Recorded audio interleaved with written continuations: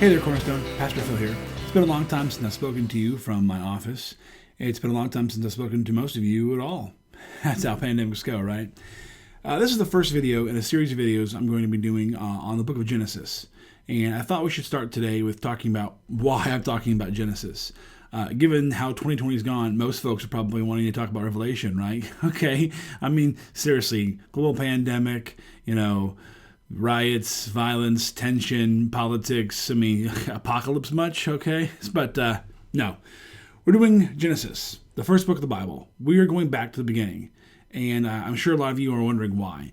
And I think it's a fair question to ask, and I'm going to answer it very quickly, but hopefully also thoroughly. First of all, it's the beginning of the story. It's where it all begins, and a lot of times when we get confused in life, the best thing we can do is go back to the beginning. Where did things go wrong? Well, according to the Bible, pretty early. Genesis chapter 3 is where everything kind of, falls off the rails. So if we want to understand where humanity went wrong, we got to go way, way back to Genesis. Secondly, we were all born into a story that's, halfway through.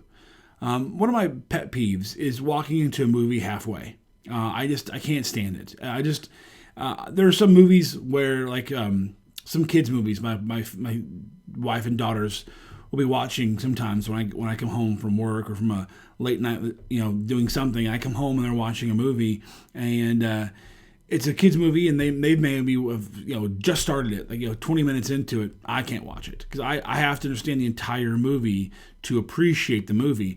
And sometimes there are people like me who have to understand the entire story to appreciate the story. And we're never going to understand the entire story of God and how he does what he does or why he does what he does. But if we're going to get close, we have to go back to Genesis, back to the beginning.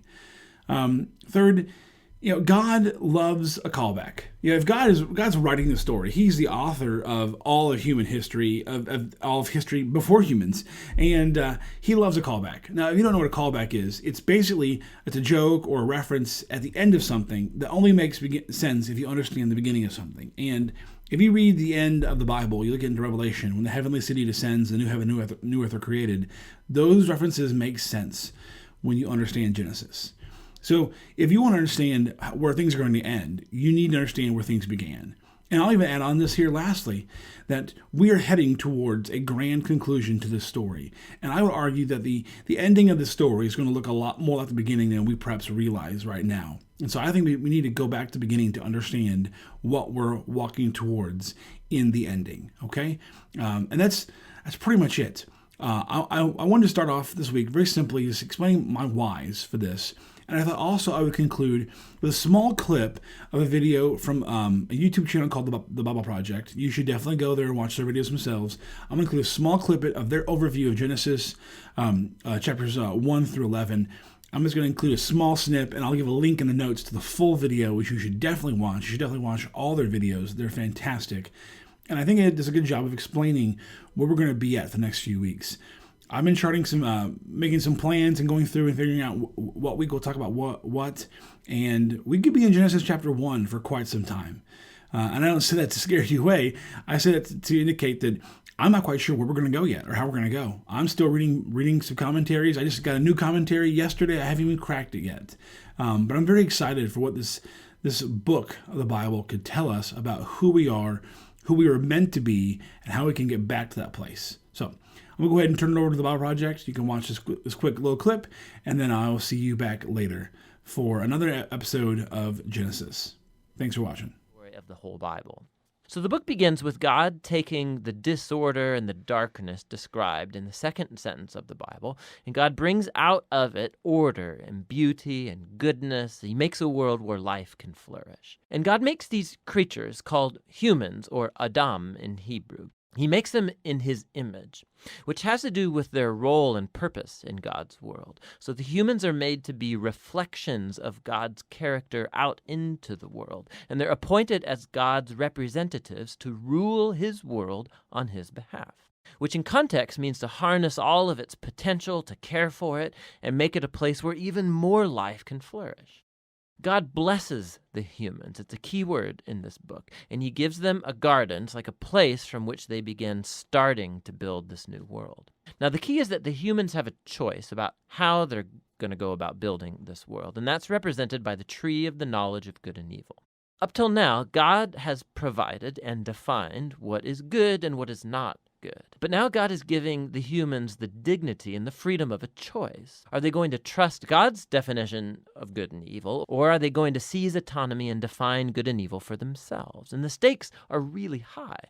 To rebel against God is to embrace death, because you're turning away from the giver of life himself. This is represented by the tree of life. And so in chapter 3, a mysterious figure, a snake, enters into the story. The snake's given no introduction other than it's a creature that God made. And it becomes clear that it's a creature in rebellion against God, and it wants to lead the humans into rebellion and their death. The snake tells a different story about the tree and the choice. It says that seizing the knowledge of good and evil are not going to bring death, that it's actually the way to life and becoming like God themselves. Now, the irony of this is tragic, because we know the humans, they're already like God. They were made to reflect God's image. But instead of trusting God, the humans seize autonomy, they take the knowledge of good and evil for themselves, and in an instant, the whole story spirals out of control. The first casualty is human relationships. The man and the woman, they suddenly realize how vulnerable they are. Now, they can't even trust each other. And so they make clothes and they hide their bodies from one another.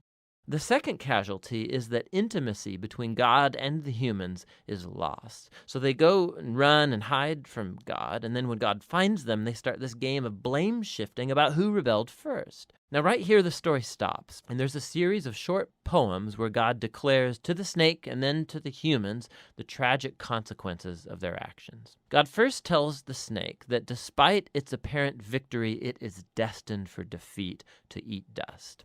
God promises that one day a seed or a descendant will come from the woman who's going to deliver a lethal strike to the snake's head, which sounds like great news, but this victory is going to come with a cost, because the snake too will deliver a lethal strike to the descendant's heel as it's being crushed. It's a very mysterious promise of this wounded victor. But in the flow of the story so far, you see this is an act of God's grace. The humans, they've just rebelled, and what does God do? He promises to rescue them. But this doesn't erase the consequences of the humans' decision. So God informs them that now every aspect of their life together, at home and out in the field, it's going to be fraught with grief and pain because of the rebellion, all leading to their death.